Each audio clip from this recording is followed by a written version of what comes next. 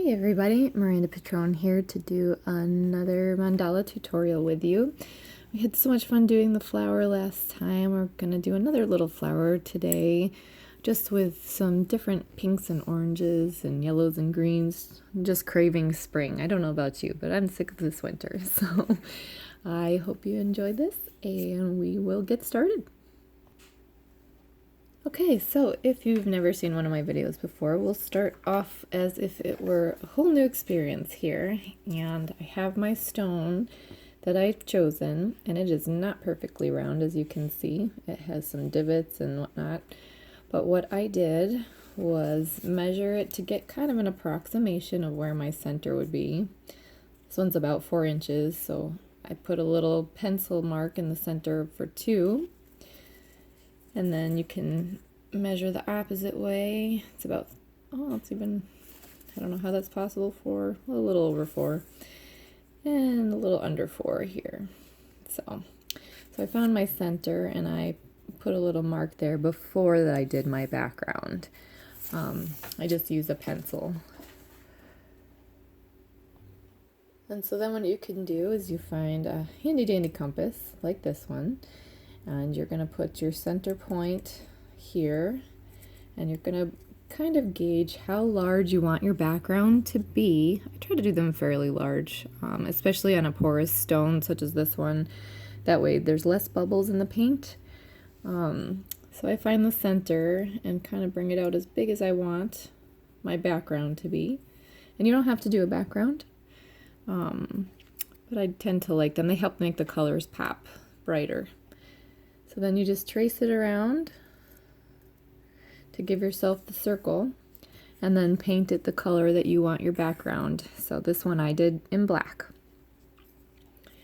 And then what you can do is even use your compass to measure about how big your background is.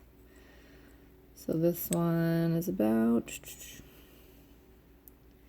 2.2, so half of that would be 1.1. Right about there. So I can even make a little mark as to where I want to start my center dot, because that's the big thing with mandalas, is to create symmetry, and you kind of have to start at the center to do that with these. So I'll just make a little mark. You can even etch on here and it will wash away with just a little bit of water, so that you don't see your lines afterwards and you don't have to use a pencil to erase it. You just have your mark to start yourself off, and you won't have eraser pieces everywhere either. Okay, so I'm going to start off using white for my center of this flower. And I am going to be using my brushes that I use, the angled brushes from Princeton. I'm pretty sure it's a watercolor brush, but it is a paintbrush, and it's kind of like a liner brush, but it's angled so I can see what I'm doing, which I find helpful. So I have a couple of these, and I also will use soft round acrylic brushes. This one's a little dirty, but they're just blunt end, soft round acrylic.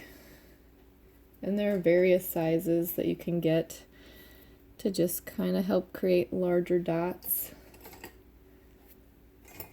But I think today I probably can get away with just using the angled brush to do most of our dots for this flower. So here we go.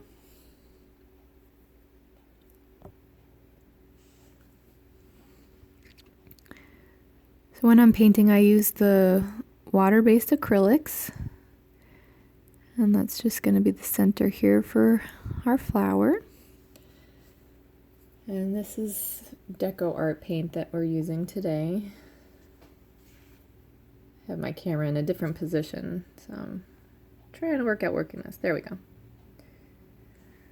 So it's the Deco Art paints. Alright. I really like the contrast of darks and lights. So since we said we were going to do a pinkish, pink-orange coral flower petal, I think I'm going to start off with red as my dark contrast at the beginning of the lower petal. And I'm only going to do 5 dots on today's. So a lot of times you do a plus sign and go up, down, side to side, and then fill in at a 45-degree angle with the other 2 dots. This is just going to be our 45-degree angle dots going in and not the 90 on the sides. That way we can kind of fit in a fatter petal to put on for our flower so we can have more color from our petals. Okay, so a lot of times I like to just kind of etch an area on so that I can kind of see where I'm going with my design. So this is a dotting tool that I just broke the end off of and bent.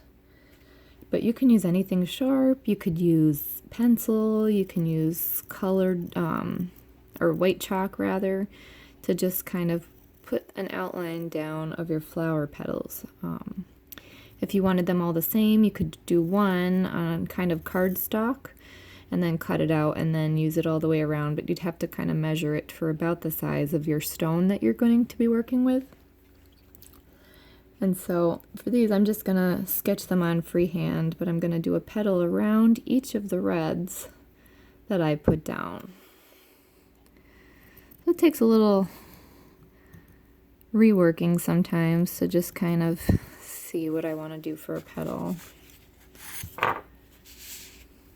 So sometimes you get them in and one's fatter than the other, or they don't all fit, or it just doesn't look the way maybe you planned. So you can just use a little bit of water to erase the etching and start all over.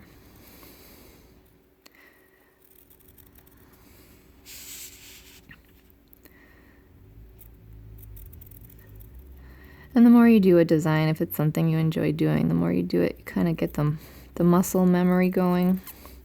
So you get kind of a knack for doing the same repetitive idea. So I've done a lot of flowers, but you know, even I don't get them perfectly in place. Like even see here, this one has extra space here, but I'm kind of crunched here. So I'll probably erase this one and rework that.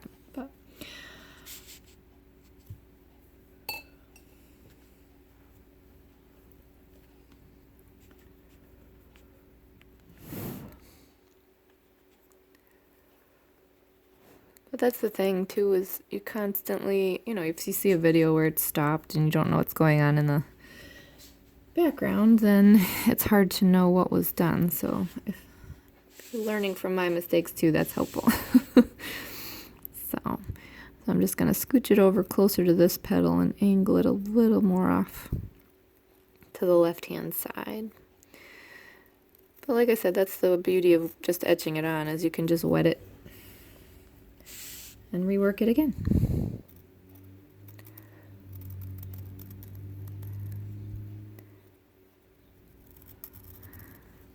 There. And then when you're happy with the petals that you have, then we're going to outline them.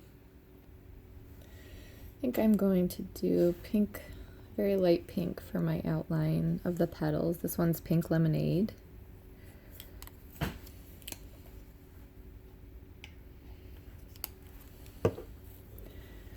And I just find that that's really helpful to delineate the space for the petals that you're working in.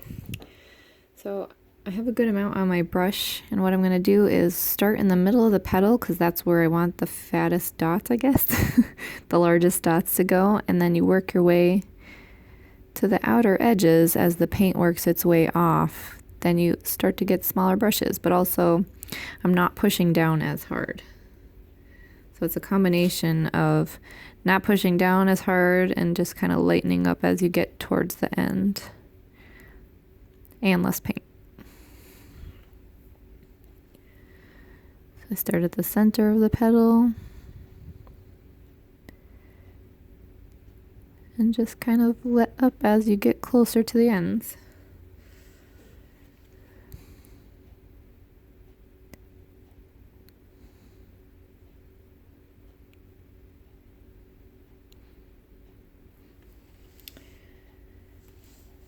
And it doesn't have to be the exact same amount of dots either. You can just kind of keep going until you run out of space at the end of the petal. Sometimes I count in my head, admittedly, but it doesn't have to come out exact on every single petal, so don't have that constriction on yourself, because then it makes it stressful to do this, and it's supposed to be enjoyable and fun.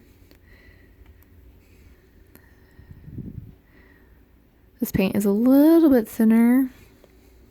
Sometimes you'll have that happen where the one you buy is a little bit thinner, so I'm only going to do one side so they're not running into the next petal. And then that way we can just go back in and fill in the other side once the petals next to it have dried. It makes it a little bit easier so your colors and dots don't run into one another.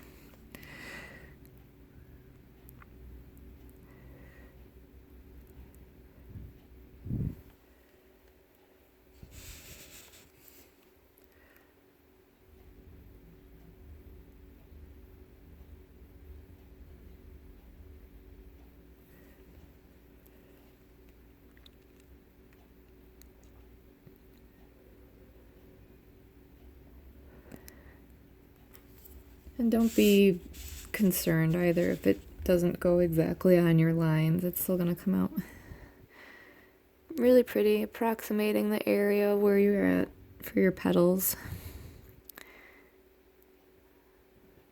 They're just basically guidelines, and that way you can kind of gauge the size of your design to the stone that you have. But once again, don't put so much pressure on yourself. Enjoy what you're doing.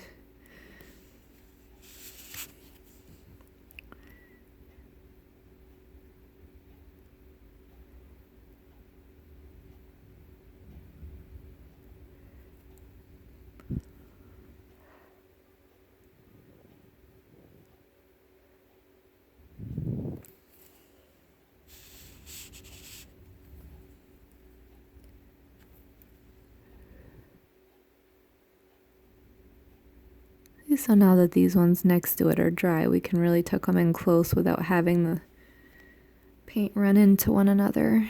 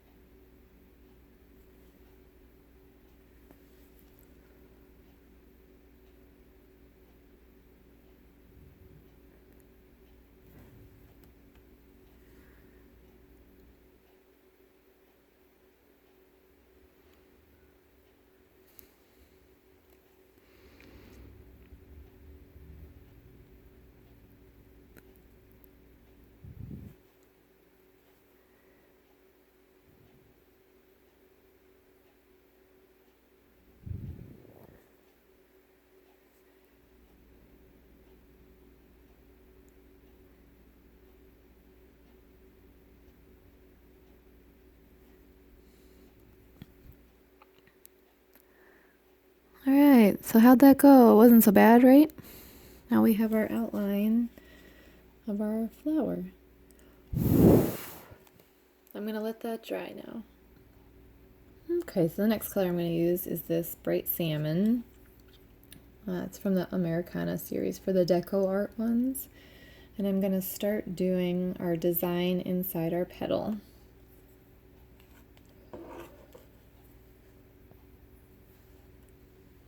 I think I'm only going to be able to fit 3 dots at the start here. So one above the red we did, one a little off to the side, and one off to the side. And we're going to do that all the way around each of our red dots.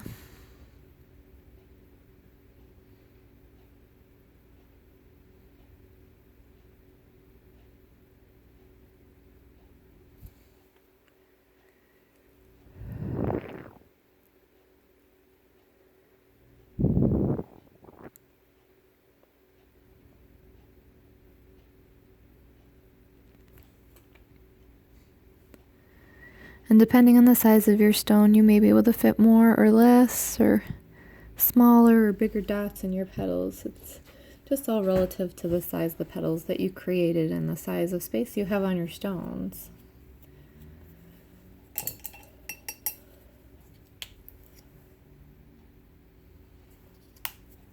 Okay, so next I have this really nice bright coral.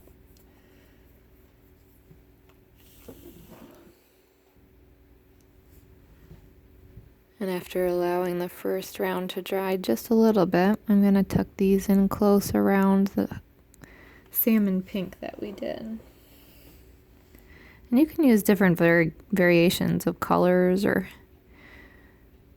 start off with dark to light or light to dark. It's just going to change your design, and it's fun to play around to see what they look like at the end. Sometimes when you start off, it's like, well, not really sure how this is going to come out, but we'll just go with a little adventure and see where it takes us.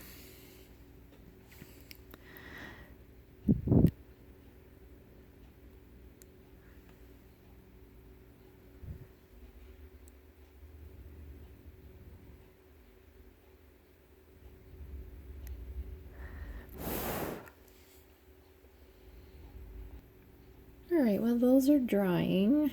Usually I'll pause the video, but while it's drying, we can actually even start working on the outer parts of our stone. So I'm going to take a nice, bright, luscious lemon yellow here and just kind of start working the areas in between the petal to kind of create just an effect, an idea of where the leaves are going to be on a flower.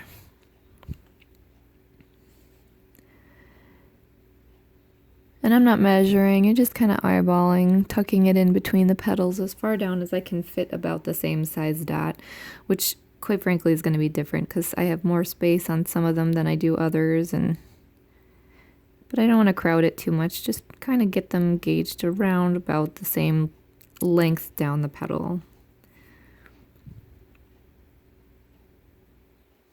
And like I said, this stone is kind of porous, so sometimes if you have a stone like this, you can seal it first with a clear sealant, and it'll help fill in the pock marks and the pores.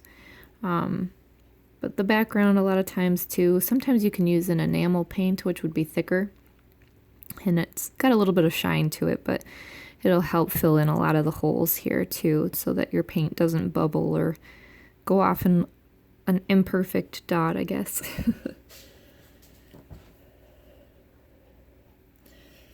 The next color I'm going to be using is this pure pumpkin, which sometimes too comes through a little thinner, a little runnier, a little more fluid. So I'm just going to put less on my brush so it doesn't run into the other colors. But you can see it's a little more fluid. And these dots I'm doing a little bit smaller so I can tuck a few extra in the sides rather than just the 3 of the chevron type shape that we were doing. So I actually have 5 that are fitting on mine, but you might have more, you might have less, you might still only be able to do 3 depending on how thin or thick your petals are towards the base here.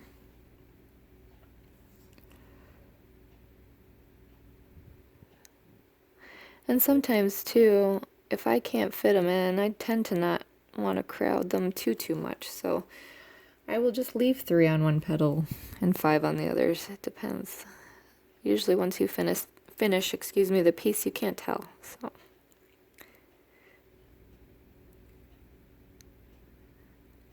but the more you practice, the more you'll see what size you can fit where, how hard to push down on your brush to get different sizes.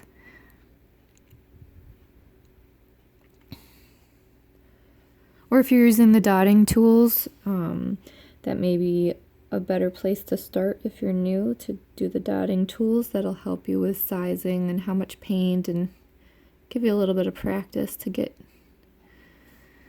the sizing down for how much space you'll be able to do on a design.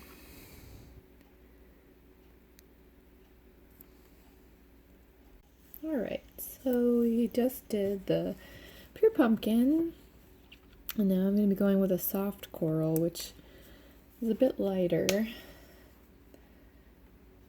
kind of more of a peach. And we're going to do that around the pure pumpkin chevron area that we just finished. And again, I'm only fitting 5 dots in around for my petal width.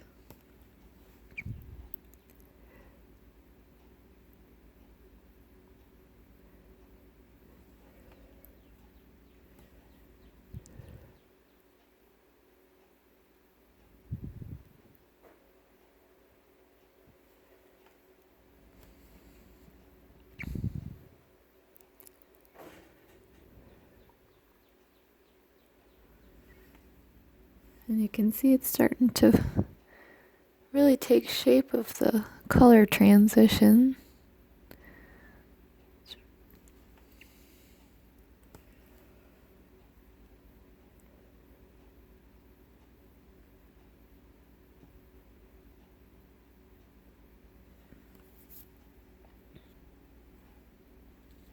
Alright, the next color I have that I think I'll use is this cherry blossom pink.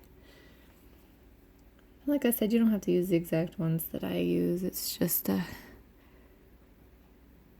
kind of random as I think about what color I might like next or what might look good next to the color I just finished. I think last time with the blue we did an ombre dark to light pattern.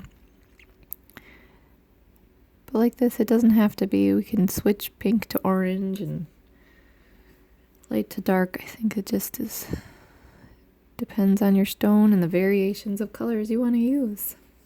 Whatever mood you might be feeling that day. I was feeling a need for spring. I love the bright colors. If only there were flowers like this in reality. No, I'm just kidding. There's gorgeous flowers that probably actually do have colors like this. But I personally have a black thumb, so I don't grow flowers. I just paint them and then I can have my own garden around.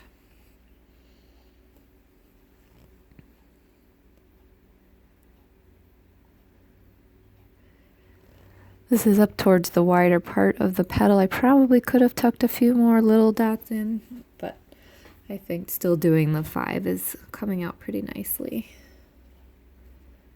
Nice bright. I think too what I might do with this pink, I like this pink, I might even tuck a couple down in here to just kind of tie in the pink in between the reds that we did at the beginning.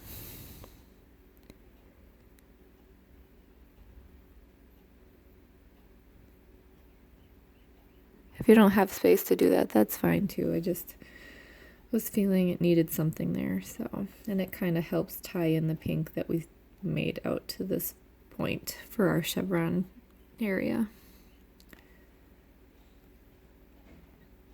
All right, well, that's drying. I'm gonna continue to work in the outer realms here to kind of delineate our foliage leaf area. So this is still that light luscious lemon.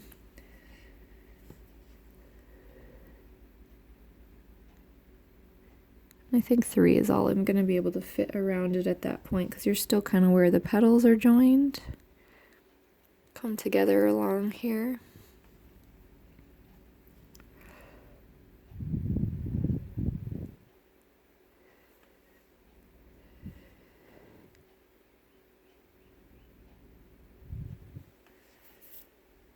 Okay.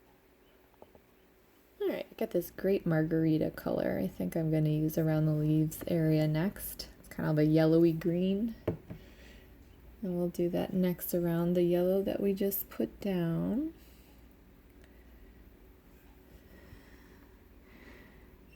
I think I'm only going to be able to fit 3 around most of these as well. I'll make them a little bit bigger.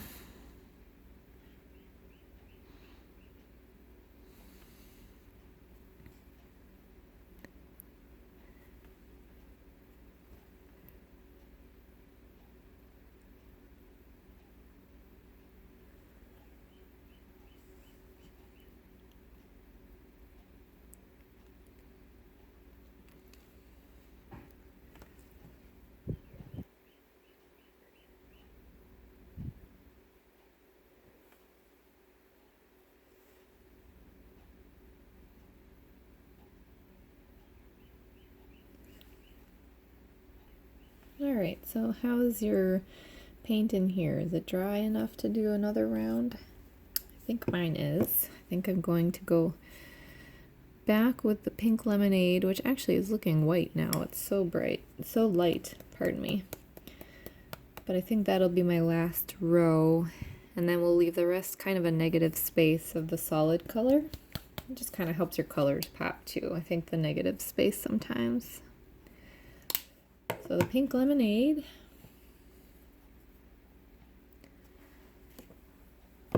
And I had used up most of what I had in my palette, but if you're trying to use paints for a longer period of time, you can always cover your paints with a damp paper towel while you're working with them, and that'll kind of help preserve them as you're working on a piece. Okay, so I did fit more in this one because it is a wider part, so I fit 7. But like I said, you don't have to do the same amount, and I might not even be able to fit 7 on all the spots on each petal.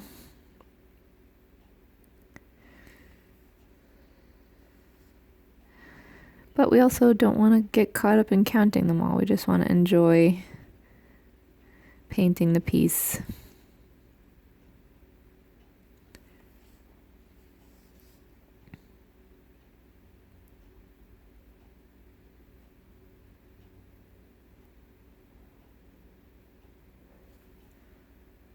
It's a little more fluid to this one. Sometimes too, you'll find that you have too much on the brush, and if you want them to go progressive in size, I can go back and forth to just kind of drop off a little extra paint, and then you still get down to the smaller dots at the end of the brush when you're painting.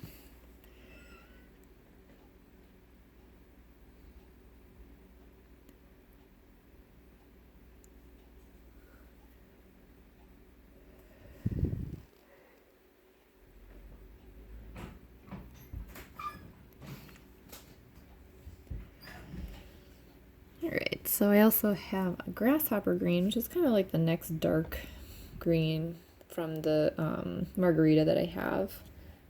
Next darker. So I'm going to tuck that up here for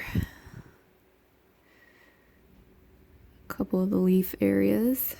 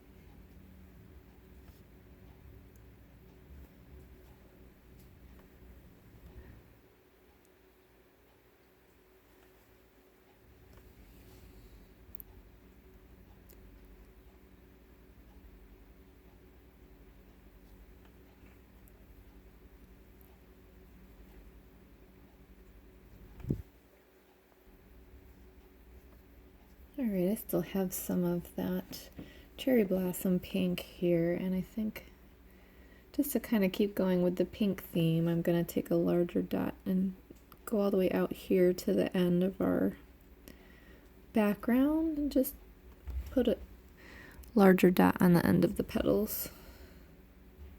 You don't have to do that. I know petals come to a point in reality, but I like to add little differences that make it your own.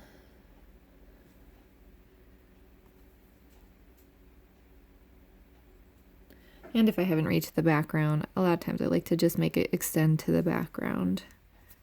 Just feel it makes it more cohesive if it stays in there and when you're looking at your stone afterwards. But it doesn't have to be that way either. I've done ones where you don't make it all the way to the background and just leave it, and it looks lovely as well. So I think we can even tuck a couple down off to the sides of maybe something darker. Maybe we'll tie in the salmon color. And just do a couple here around each of the petals. So I never really have a actual plan. I don't draw out the whole thing. The idea just as you go. And there's space, so I'll tuck that in there, this in here, different color here, a little shape. It's just kind of like a little mini painting adventure that you go on each time, and every piece ends up different. And it's just an enjoyable time to paint it out. And yeah, plus it kind of helps tie in the colors that you've used for the chevron area and the petals down here when you bring them out to the end of the piece as well. So just fun. Maybe we'll do a little tiny one of the light pink lemonade too. Alright, so I just have one little dot of the pink lemonade, so it's lighter. And it just gives a little, extra detail to the end of the flowers here.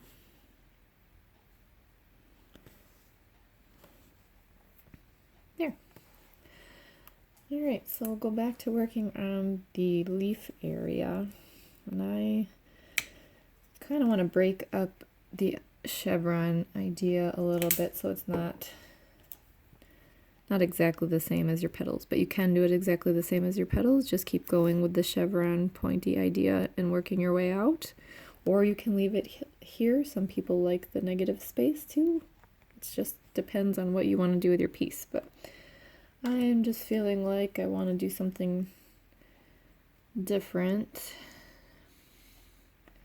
So I'm going to go, I think, a lot larger with a darker green. And this is the holiday green, which is still by Deco Art. Cannot talk today. And that one has a goober in it. Ew. Oh no. Alright, we're gonna have to fix an oop. Oops, it's got my hair in it. So this is kind of the beauty of having a background also, is that if you mess up any point on the background, you can always just paint over it with black again. So I just pulled the hair out of it, but you can see I got green on the side here.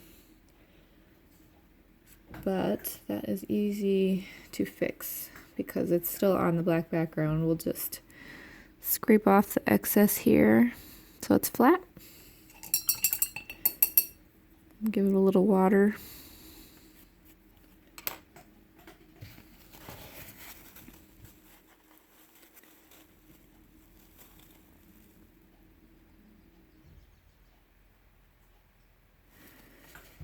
And then I'll wait for that to dry and we'll go over that again in black. So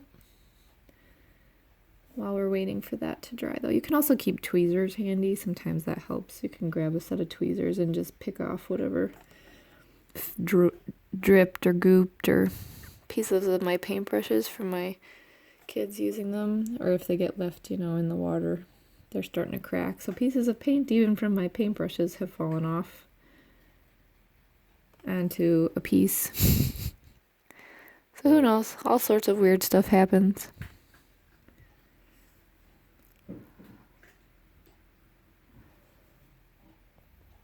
Alright, so that actually ran more than I meant for it to. I thought I was recording, but I didn't. So it ran a little bigger into a lot of the pores here, so I just scraped it all off. And I'm going to go over it with my black here, which will actually help fill in that hole here in the stone as well.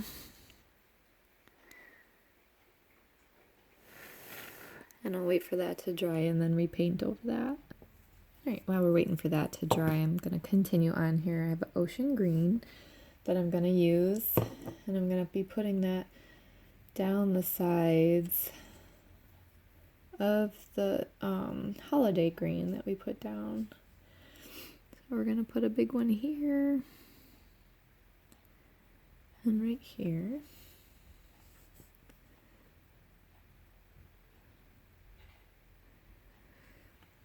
And you just kind of keep going around the stone, and to keep your symmetry, you can do any different designs, just do the same thing around the whole stone, and it keeps your pattern going.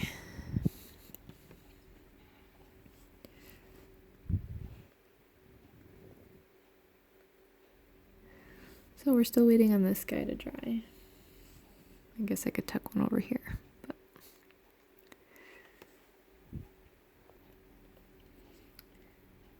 But I don't want to take away too much from seeing our petals. So I don't want to get too crazy and decorative with the leaves, because we don't want that to be the focal point of what we're painting. So I think I'm going to just keep on with the darker ocean green on the sides here, and then it hopefully won't draw too much attention away from our petals, but it'll just give an added design kind of to the flower, and you get the idea of it having leaves. Then it just kind of helps drop focus, and if you do it darker, then you still see the lighter petals. Okay, our black is dry now, so I'm gonna just fix our little holiday green dot that we had there. And then continue on down the side with the ocean green.